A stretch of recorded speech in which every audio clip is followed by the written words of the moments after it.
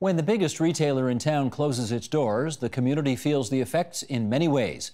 That's happened in the past decade in numerous places in Ontario, notably 2 years ago with U.S. retailer Target, and just this past month with Sears Canada.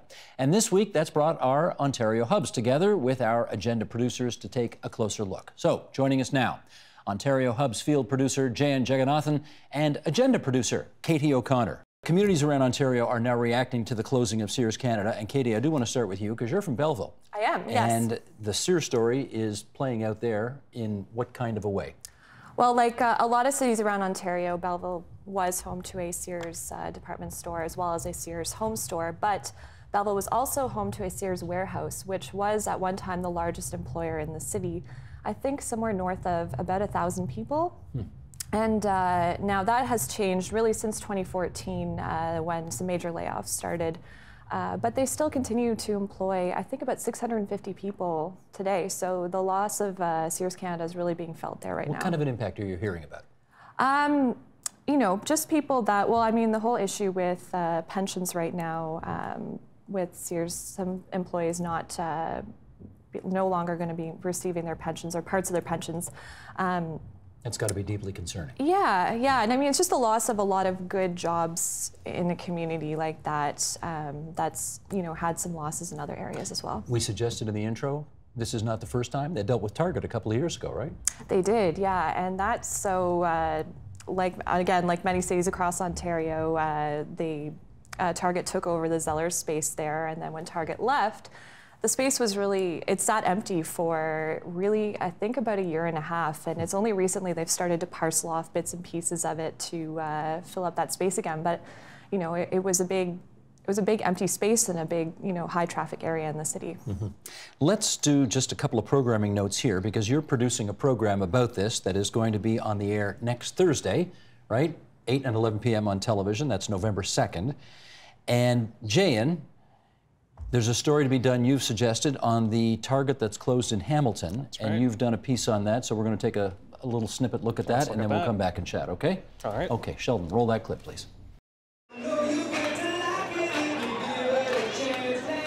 Right on Target is an experiment in how to use various spaces, specifically big box stores.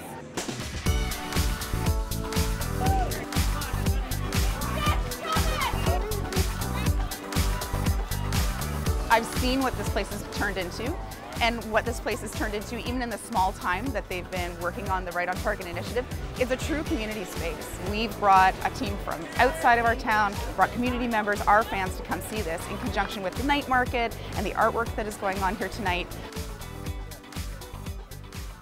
I'm digging the music. There you go. That's my era. That's my era. Tell us more about what's going on in the Hammer. So Trio Vest, the property managers of the old Target building in East Hamilton, we're trying to figure out what can we do with this empty space.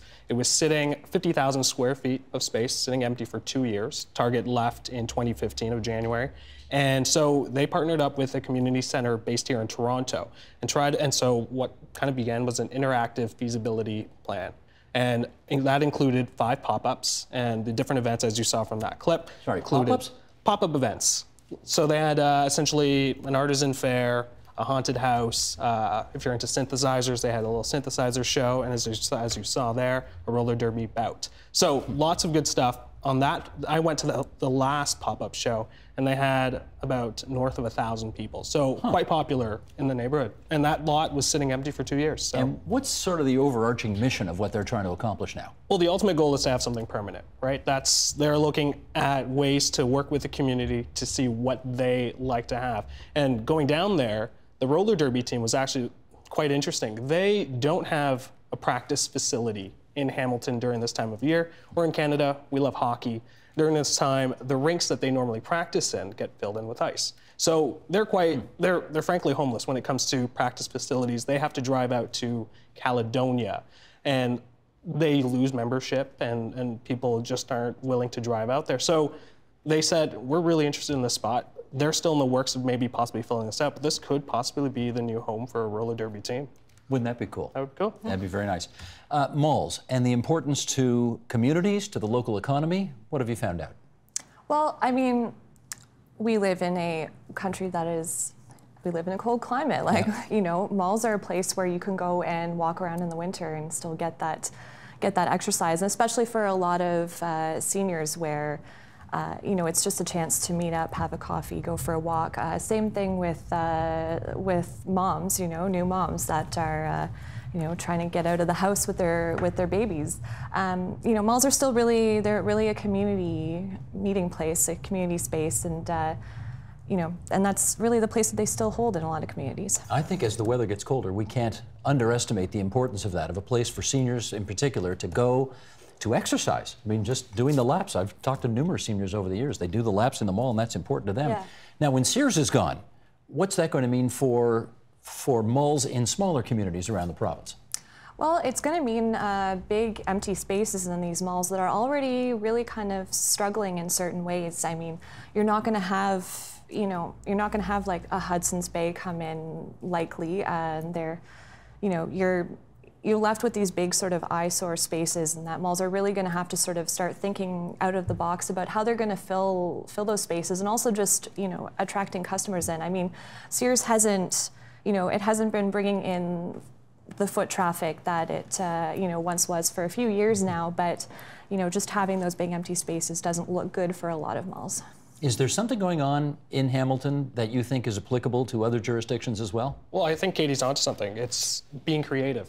If we can allow the neighborhood to have some input in terms of what we can do with this space, we can imagine a little bit more.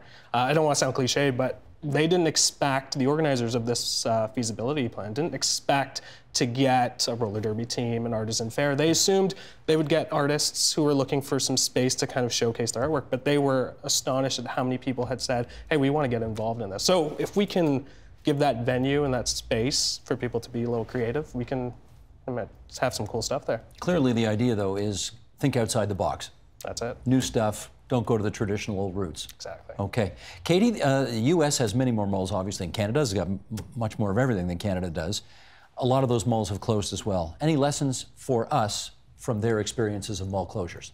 Well, speaking with a retail analyst just the other day, who will be on the program on November 2nd, he was telling me, you know, the U.S. has a lot more malls than we do. They were a lot more mall crazy than we were, and he was telling me, though, that 25% of their regional malls are set to close in the near future.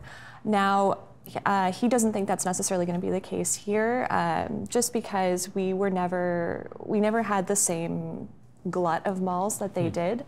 But you know, the future is up in the air for some of the smaller malls. That you know, again, it all goes back to sort of being creative, getting those people in the door. You know, because people want to shop. They're buying stuff online, so you know, it's all about malls being able to offer that experience and drawing people in. Right on.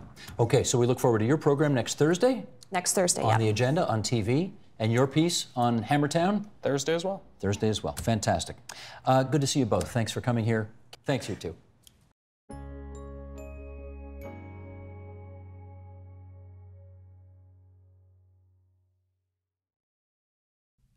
Help TVO create a better world through the power of learning.